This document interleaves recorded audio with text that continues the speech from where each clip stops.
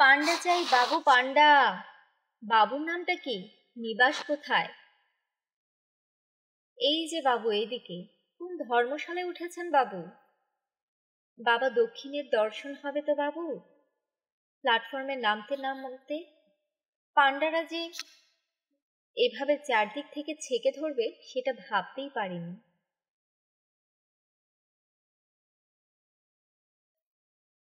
ফেলুদা অবশ্যই আগেই বলেছিল যে এরকম হয়, আর এই সব পান্ডাদের কাছে নাকি প্রকাণ্ড মোটা মোটা সব খাতা থাকে, তাতে নাকি আমাদের সব 200-300 বছরের পূর্বপুরুষদের নাম ঠিকানা লেখা থাকে। অবশ্যই তারা যদি কোনোদিন হরিদ্বার এসে থাকেন তাহলে।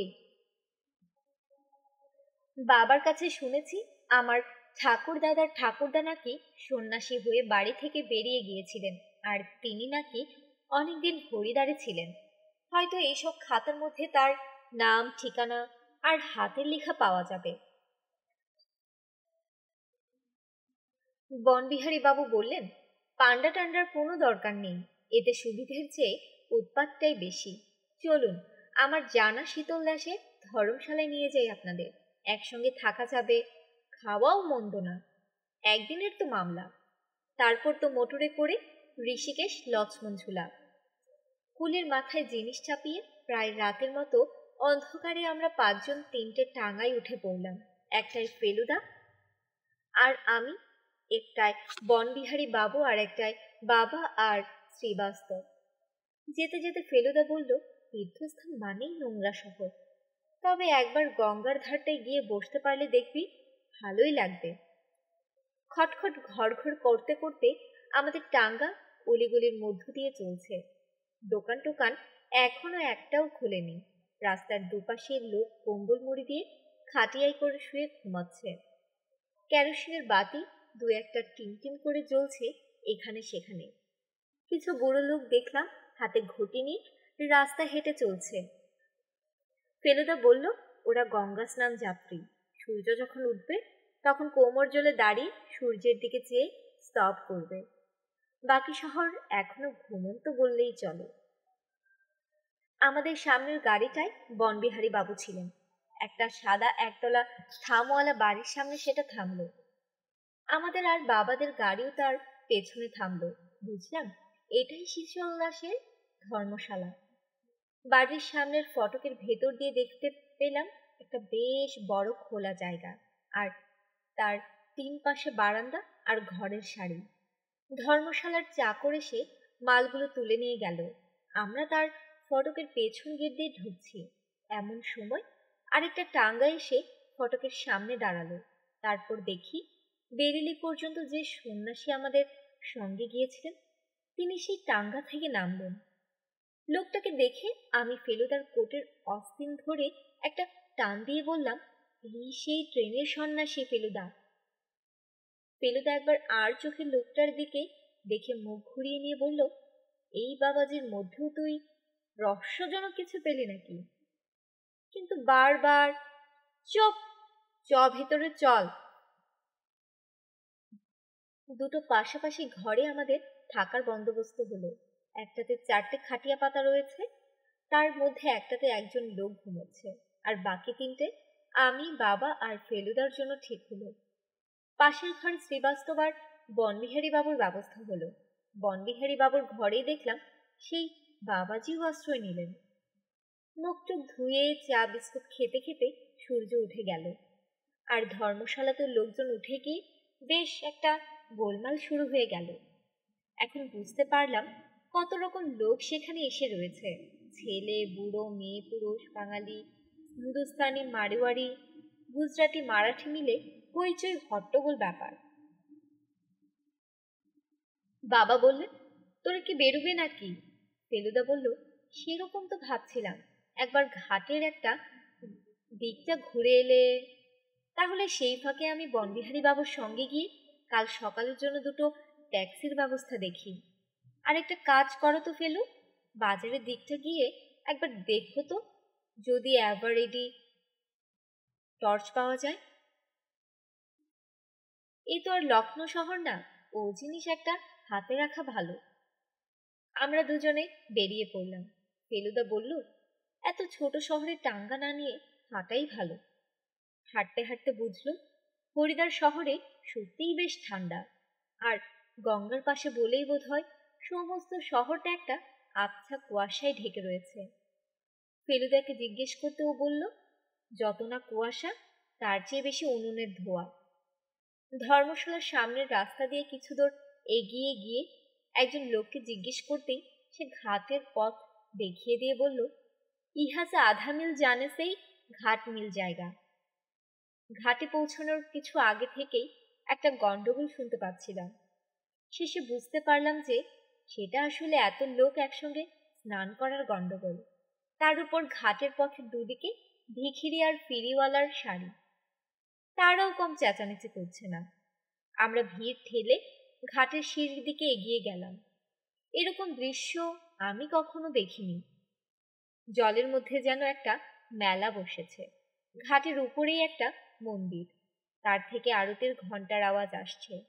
এক জায়গায় গলায় কণ্ঠি পরা, কপালে তিলক কটা একজন বৈষ্ণব গান গাইছে। তাকে ঘিরে একদল বুড়ো বুড়ি বসে আছে। মানুষের আশেপাশে ছাগল, কুকুর, গরু বাছুরও কম কিছু নয়। ফেলুদা ঘাটের ধাপে একটা খালি জায়গা বেছে নিয়ে বসে পড়ে বলল, প্রাচীন ভারতবর্ষ যদি দেখতে চাস তো এই ঘাটের ধাপে কিছুক্ষণ বসে থাক। লখনৌ থেকে এই জায়গার ব্যাপারটা এত অন্যরকম যে আমার মন থেকে আংটির ঘটনাটা প্রায় মুছেই যাচ্ছিল। ফেলুদারও কি তাই, নাকি ও মনে মনে রহস্য সমাধানের কাজ চালিয়েই চলেছে? ওকে সে কথাটা আর জিজ্ঞেস করতে সাহস হলো না। ওর দিকে ফিরে দেখি ও বেশ একটা খুশি খুশি ভাব নিয়ে পকেটে থেকে দেশলাই আর সিগারেট বার করেছে। বাবাদের সামনে তো খেতে পারে না, তাই এই সুযোগে খেয়ে নেবে। সিগারেটটা মুখে পুরে দেশলাইয়ের বাক্স খুলতেই দেখলাম তার মধ্যে কি যেন একটা জিনিস ঝলমল করে উঠল। আমি চমকে উঠে বললাম, ওটা কি ফেলুদা? ফেলুদা ততক্ষণে দেশলাই বার করে বাক্স বন্ধ করে দিয়েছে। সে অবাক হবার ভাব করে বলল, কোনটা? ওই যে চকচক করে উঠল দেশলাইয়ের বক্সে। ফেলুদা কায়দা করে দু হাতের আড়ালে গঙ্গার হাওয়ার মধ্যেও সিগারেটটা ধরিয়ে ধোঁয়া ছেড়ে বলল, দেশলাইতে ফসফরাস থাকে জানিস তো, সেইটাই রোদে চকচক করে উঠেছে আর কি। আমি আর কিছু জিজ্ঞেস করতে পারলাম না, কিন্তু দেশলাইয়ের উপর রোদ পড়ে এতটা ঝলমল করে উঠতে পারি এই জিনিসটা আমি কিছুতেই বিশ্বাস করতে পারছিলাম না। হরিকা চরণ ঘাট থেকে গঙ্গার দৃশ্য দেখে, দক্ষিণেশ্বরের মন্দির দেখে, বাজারের মণিহারি দোকান থেকে যখন আমরা 3 সেলের একটা টর্চ কিনছি তখন প্রায় 10:30 বাজে। যতই ঘুরি না কেন আর যাই দেখি না কেন, ফেলুদার দেশলাইয়ের বাক্সের মধ্যে ওই চকচকানির কথাটা আমি কিছুতেই ভুলতে পারছিলাম না। বারবার খালি মনে হচ্ছিল যে ওটা আসলে ওই আওরঙ্গজেবের আংটির হীরের চকচকানি। ফেলুদা যদি বলতো ওটা একটা শিকে বা আধুলি, তাহলেও হয়তো বিশ্বাস করতে পারতাম। কিন্তু ফসফরাসের ব্যাপারটা যে একেবারে গুল, সেটা আমার বুঝতে বাকি ছিল না। আর আংটিটা যদি সত্যি ফেলুদার কাছে থেকে থাকে, আর সেটার পেছনে যদি সত্যি ডাকাত লেগে থাকে, আর সে ডাকাত যদি জেনে থাকে যে ফেলুদার কাছেই আংটিটা আছে, তাহলে সেটা সে জানে বলেই কি ফেলুদা ওসব হুমকি দেওয়া দেওয়া কাগজ পাচ্ছে, আর ওর দিকে গুলতি দিয়ে ইট মারছে, আর লাঠির ডগায় ক্লোরোফর্মের নাকড়া বেঁধে আমাদের ঘরের মধ্যে ঢুকিয়ে দিচ্ছে। ফেলুদা কিন্তু সারা রাস্তা গুনগুন করে গান গেয়েছে। একবার গান থামিয়ে আমায় বলল, খট বলে একটা রাগ আছে জানিস? এটা সেই রাগ, সকালে গাইতে হয়। আমি বলতে চেয়েছিলাম যে খট টট জানি না, রাগ রাগিনী জানি না, কিন্তু আমার ভীষণ রাগ হচ্ছে আর খটকা লাগছে, তুমি আমায় ধাপ্পা দিলে কেন? কিন্তু কথাটা আর বলা হলো না, কারণ তখন আমরা ধর্মশালায় পৌঁছে গেছি। মনে মনে ঠিক করলাম যে আজকের মধ্যেই ফেলুদার সঙ্গে এ বিষয়ে কথা বলতেই হবে। ধর্মশালার বারান্দায় দেখি বাবা, বনবিহারী বাবু, শ্রীবাস্তব আর একজন ধুতি পাঞ্জাবি পরা বাঙালি ভদ্রলোক বসে গল্প করছেন। বাবা আমাদের দেখেই বললেন, ট্যাক্সির ব্যবস্থা হয়ে গেছে, কাল ভোর 6টায় রওনা। বনবিহারী বাবুর চেনা থাকে, বেশ সস্তায় হয়ে গেল। বাঙালি ভদ্রলোক শুনলাম এলাহাবাদে থাকেন, নাম বিলাস বাবু। তিনি নাকি একজন নাম করা হাত দেখিয়ে। আপাতত বনবিহারী বাবুর হাত দেখেছেন। বনবিহারী বাবু বললেন, কোনো জানোয়ারের কামড় টামড় খেয়ে মরবো কিনা সেটা একবার দেখুন তো। ভদ্রলোক হাতে একটা লবঙ্গ নিয়ে বনবিহারী বাবুর হাতের উপর বুলোতে বুলোতে বললেন, কই, তা তো দেখছি না, স্বাভাবিক মৃত্যু বলেই তো মনে হচ্ছে। হতে পারে বিলাসবাবু হাত দেখিয়ে, আমার কিন্তু তার পাটা দেখে ভারী অদ্ভুত লাগলো। বুড়ো আঙুলটা তার পাশের আঙুলের চেয়ে প্রায় 1/2 ইঞ্চি বড়, আর সেটা দেখে মনে হলো খুব রিসেন্টলি যেন আমি সেরকম পা দেখেছি, কিন্তু কোথায় বা কার পা সেটা মনে করতে পারলাম না। বনবিহারী বাবু একটা হাঁফ ছাড়া শব্দ করে বললেন, যাক, বাঁচা গেল। কেন মশাই, আপনি কি শিকার করেন নাকি? বাঘ ভাল্লুক মারেন? বিলাসবাবুর বাংলায় একটা অবাঙালির টান লক্ষ্য করলাম। বনবিহারী বললেন, না, তবু এসব জেনে টেনে রাখা ভালো। আমার এক খুড়তুতো ভাই কোথাও কিছু নেই, হঠাৎ পাগলা কুকুরের কামড় খেয়ে হাইড্রোফোবিয়ায় মরল, তাই আর কি। আপনি কি আগে কলকাতায় ছিলেন? বিলাসবাবু জিজ্ঞেস করলেন। বনবিহারী বাবু একটু অবাক হয়ে বললেন, ওটাও কি হাতের রেখায় পাওয়া যায় নাকি? তাই তো দেখছি। আর আপনার কি পুরনো আমলের শিল্পদ্রব্য বা অন্য দামি জিনিস জমানোর শখ আছে? আমার? না না, আমার কেন, সে ছিল পিয়ারি লালের। আমার শখ জন্তু জানোয়ারের। তাই কি? তাই কামড় খাওয়ার কথা বলছিলেন? কিন্তু কিন্তু কি? বনবিহারী বাবুকে বেশ উত্তেজিত বলে মনে হলো। বিলাসবাবু প্রশ্ন করলেন, আপনার কি সম্প্রতি কোনো উদ্বেগের কারণ ঘটেছে? সম্প্রতি মানে? এই ধরুন গত মাসখানেকের মধ্যে। বনবিহারী বাবু বেশ জোরে হেসে উঠে বললেন, মশাই, আমার যাকে বলে not a care in the world, কোনো উদ্বেগ নেই। তবে হ্যাঁ, একটা অ্যাংজাইটি আছে। এই যে কাল লক্ষ্মণ ঝুলাই গিয়ে একটা 12 ফুট অজগরে দেখা পাবো কি না পাবো।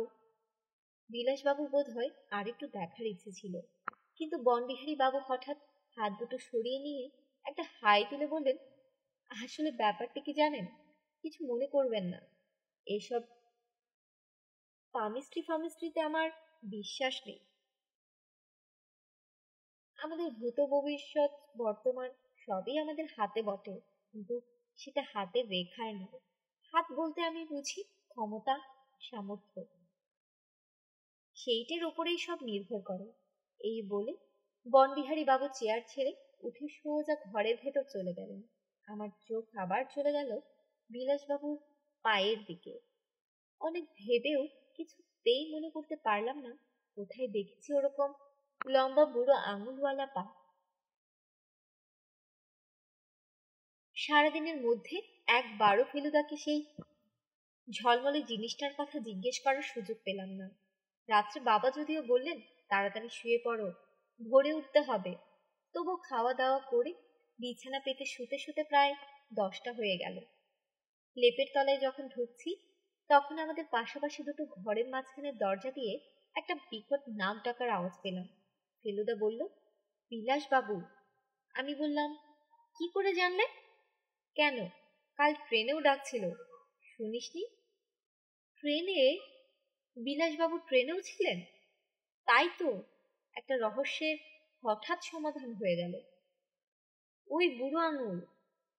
ফেলুদা আস্তে করে আমার পিঠ চাপড়ে বলল, গুড, ঠিক কথা। আমাদের উপরের বাঙ্কে উনিই সারা রাস্তা চাদর মুড়ি দিয়ে শুয়েছিলেন, কেবল পায়ের ডগা দুটো বেরিয়েছিল বাঙ্ক থেকে, আর তখনই দেখেছিলাম ওই বুড়ো আঙুল।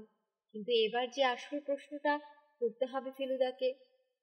বাবার নড়াচড়ে দেখে বুঝতে পারছিলাম উনি এখনো ঘুমোননি। বাবা না ঘুমোলে কথাটা বলা চলে না, তাই আরেকটু অপেক্ষা করতে হবে। ধর্মশালাটা ক্রমেই আরো নিঝুম হয়ে আসছে, আর তার সঙ্গে সমস্ত শহরটা। শীতকাল, তাই এমনিতেই লোকে তাড়াতাড়ি শুয়ে পড়ে।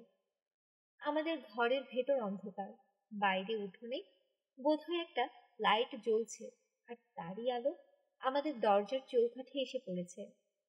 একবার আমাদের ঘরের মেঝে থেকে যেন খুঁটি করে একটা শব্দ উঠল, বোধহয় ইঁদুর টিদুর কিছু হবে। এবার বাবার খাটিয়া থেকে শুনলাম ওর জোরে জোরে নিঃশ্বাস পড়ার শব্দ। বুঝলাম উনি ঘুমিয়ে পড়েছেন। আমি ফেলুদার দিকে ফিরলাম, তারপর গলা নামিয়ে একেবারে ফিস ফিস করে বললাম, ওটা আনতেই ছিল, তাই না? ফেলুদা কিছুক্ষণ চুপ, তারপর একটা দীর্ঘ শ্বাস ফেলে আমারই মতো ফিস ফিস করে বলল, তুই যখন জেনেই ফেলেছিস তখন আর তোর কাছে লুকোনোর কোনো মানে হয় না। আংটিটা আমার কাছেই রয়েছে সেই প্রথম দিন থেকেই। তোরা সব ঘুমিয়ে পড়ার পর ধীরু কাকার ঘরে আলনায় ঝোলানোর পাঞ্জাবের পকেট থেকে চাবি নিয়ে আলমারিটা খুলে আংটিটা বের করে নিই। বাক্সটা নেইনি, যাতে ডেফিনেটলি বোঝা যায় আংটিটা গেছে। কিন্তু কেন নিলে আংটিটা? কারণ ওটা সরিয়ে রাখলে আসল ডাকাতকে উস্কে দিয়ে তাকে ধরার আরো সুবিধা হবে বলে। তাহলে সেই সন্ন্যাসীকে আংটিটাই নিতে এসেছিলেন? অম্বিকা বাবু নয়, আরেকজন সন্ন্যাসী, যে নকল, যার হাতে অ্যাটাচি কেস ছিল। সেই এসেছিল চুরি করতে, কিন্তু গেট থেকেই বৈঠকখানে আরেকজন গেরুয়াধারীকে দেখে চম্পট দেয়। তারপর টাঙা করে স্টেশনে গিয়ে ওয়েটিং রুমে ঢুকে পোশাক বদলে নেয়। সেই নকল সন্ন্যাসী কে? একটা সন্দেহ আছে মনে, কিন্তু এখনো প্রমাণ পাইনি। এতদিন ধরে তুমি ওই আংটি পকেটে নিয়ে ঘুরে বেরিয়েছো? না। তবে একটা নিরাপদ জায়গায় রেখে দিয়েছিলাম। কোথায়? ভুলভুলাইয়ার একটা খুপড়ির ভেতর। বাপ রে বাপ, কি সাংঘাতিক বুদ্ধি! এতদিনে বুঝতে পারলাম ফেলুদার দ্বিতীয়বার ভুলভুলাইয়া যাবার এবং গিয়ে কিছুক্ষণের জন্য হারিয়ে যাবার কারণটা। কিন্তু তবু মনে একটা খটকা লাগলো, তাই জিজ্ঞেস করলাম, কিন্তু তুমি তো ভুলভুলাইয়ার প্ল্যান জানতে না? প্রথম দিনই সেটার একটা ব্যবস্থা করেছিলাম। আমার বাঁ হাতের করে আঙুলের নখটা বড়, সেটা জানিস তো। প্রথম দিনে হাঁটবার সময় ভুলভুলাইয়ার প্রত্যেকটি গলির মুখে দেয়ালের গায়ে নখ দিয়ে ঘষে 1, 2, 3 নম্বর দিয়ে রেখেছিলাম। 7 নম্বরে গলির খুপের মধ্যে ছিল আংটিটা। আমি জানতাম ওর যে নিরাপদ জায়গা আর নেই। এদিকে হরিদ্বার যাব, অথচ আংটিটা লখনৌ নিয়ে থেকে যাবে, এটা ভালো লাগছিল না। তাই সেদিন গিয়ে বার করে নিয়ে আসি। আমার বুকের ভেতরটা আবার ঢিপ ঢিপ করতে আরম্ভ করেছে।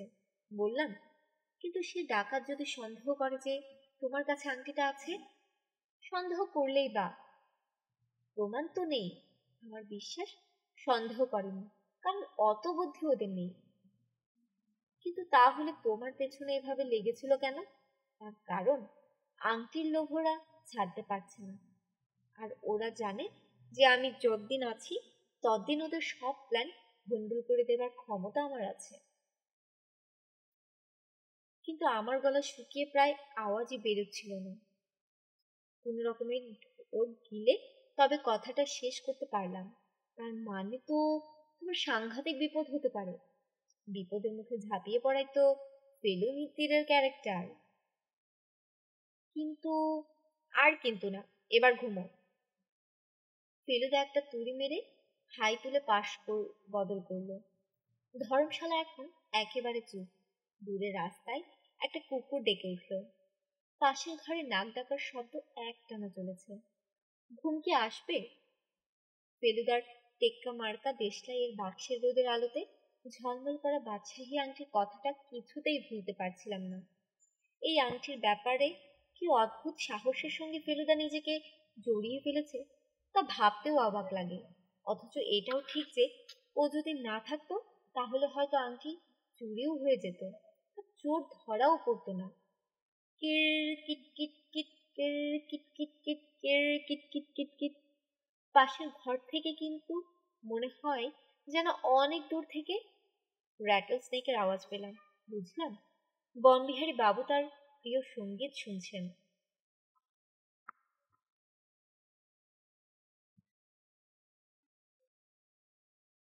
আর এই ঝুমঝুমির আওয়াজ শুনতে শুনতে বোধহয় ঘুমটা এসে গিয়েছিল। বাবার ট্রাভেলিং ক্লকে 5টার সময় অ্যালার্ম দেওয়া ছিল, কিন্তু আমার ঘুম ভেঙে গেল সেটা বাজার একটু আগেই। তাড়াতাড়ি মুখ টুক ধুয়ে চাটা খেয়ে তৈরি হয়ে নিলাম। সঙ্গে সঙ্গে যাবার জন্য খাবারের কথা বলতে শ্রীবাস্তব বললেন, লক্ষ্মণ ঝুলায় একেবারে ব্রিজের মুখেই দোকানে চমৎকার পুরি তরকারি পাবেন, খাবার নেবার দরকার নেই। সকলেই বেশ ভালো করে গরম জামা পরে নিয়েছিলাম, কারণ পথে তো ঠান্ডা হবেই। আর লক্ষ্মণ ঝুলার হাইট বেশি বলে সেখানে এমনিতেই এখানের চেয়ে বেশি ঠান্ডা। পৌনে 6টার সময় দুটো ট্যাক্সি পরপর এসে ধর্মশালার গেটের সামনে দাঁড়ালো। আমাদের সঙ্গে দেখলাম বিলাসবাবু এসেছেন। শুনলাম উনিও লক্ষ্মণ ঝুলা যাবেন বলে আমাদের সঙ্গে ঢুকে পড়েছেন। কোনো গাড়িতে উঠবো ভাবছি, এমন সময় বনবিহারী বাবু এগিয়ে এসে বললেন, 3জন 3জন করে ভাগাভাগি হয়ে যেতে হবে অবশ্যই। জানোয়ার সম্বন্ধে আমার কিছু ইন্টারেস্টিং গল্প আছে। তপেশবাবু যদি চাও তো আমার গাড়িতে আসতে পারো। আমি বললাম, শুধু আমি কেন, ফেলুদাও নিশ্চয়ই শুনতে চাইবে। ফেলুদা কোনো আপত্তি করল না, তাই শেষ পর্যন্ত আমি, ফেলুদা আর বনবিহারী বাবু একটা গাড়িতে, আর বাবা, শ্রীবাস্তব আর বিলাসবাবু অন্য গাড়িটায় উঠলাম। শ্রীবাস্তবের সঙ্গে দেখলাম বিলাসবাবুর বেশ ভাব হয়ে গেছে। সামনের সিটে ড্রাইভারের পাশে বনবিহারী বাবু তার কাঠের বাক্সটা রাখলেন। বললেন, এইটাতে আমার অজগর আসবে। পেছনের সিটের মাঝখানে ফেলুদা আর দুপাশে আমি আর বনবিহারী বাবু বসলাম। ঠিক সোয়া 6টার সময় আমাদের গাড়ি দুটো একসঙ্গে রওনা দিল। শহর ছাড়িয়ে খোলা জায়গায় পৌঁছতে আরো 5 মিনিট লাগলো। সামনে পাহাড়, ডান দিকে চেয়ে থাকলে মাঝে মাঝে গঙ্গা দেখা যাচ্ছে। আমার মনটা খুশিতে ভরে উঠল। বনবিহারী বাবু বোধ হয় বেশ ফুর্তিতেই আছেন, কারণ গুনগুন করে গান ধরেছেন। বোধ হয় অজগরের আশাতেই ওর মনের এই ভাব।